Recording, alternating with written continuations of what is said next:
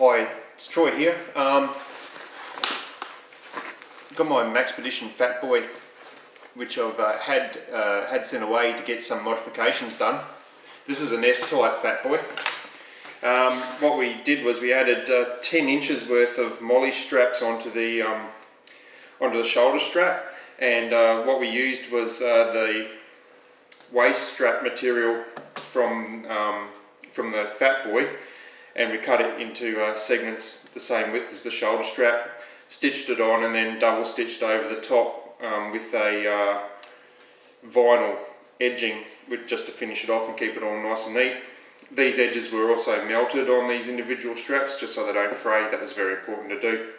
And as you can see, it's given me the ability to add some more components onto the shoulder strap. I hope you can see that. It's a bit hard facing backwards. I've got a roly-poly on there. That's going to pretty much be a permanent addition, and what that's for is so I can drop water bottles in there when I need to.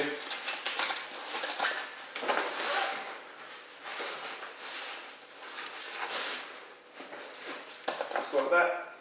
Hope you can see that. Alright. A second modification that I performed, or had done, I'll just roll this roly-poly back up. There would be a clip here, just a little spring type clip that resides on the shoulder strap. I've had that relocated over to here, and I think it works quite good there. And the only downside to having it there is that being stitched all the way through, it actually uses some of the available cavity space within that pouch there. So if you were a person that was doing concealed carry, this is relatively tight anyway from my understanding and other videos that I've seen. Having that there would just once again consume a little bit of space, so it might not suit everybody. But what I intend to use that for is if I'm out, say, walking my dog with my dog lead and I need to have two hands, I can clip my dog lead onto there and the dog is secured in my body or secured in my pack, and I've got two hands free, and that I've used that for that purpose already, and it works quite well.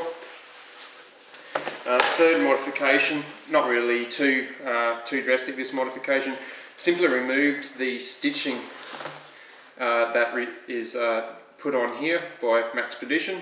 The reason I did that is because I like to use the Blackhawk speed clips, and it fits fine there, but there's a stitching point there and the distance is not big enough, so the stitching would normally reside there, so you couldn't get two of these speed clips in.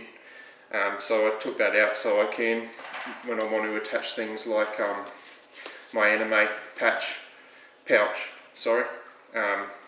Yeah, so it works quite well. And one thing that you may or may not know with the S-Type Fatboy is that it doesn't have a phone holster, and I had intended to use the Anemone as a dual additional carrying capacity and holster, but the phone pouch on the Anemone is not quite big enough. It holds a folder all right, but when you try and get anything reasonable, like I say, a 4.5 inch high phone like an iPhone or a Nokia, it just sits up too high and actually exposes the phone to what I believe it could sustain some damage. So I've purchased an additional phone holster. This is very similar to what you'd find on the Admin Triad pouch, and it's also, I believe it's similar to what's on the standard type Fatboy.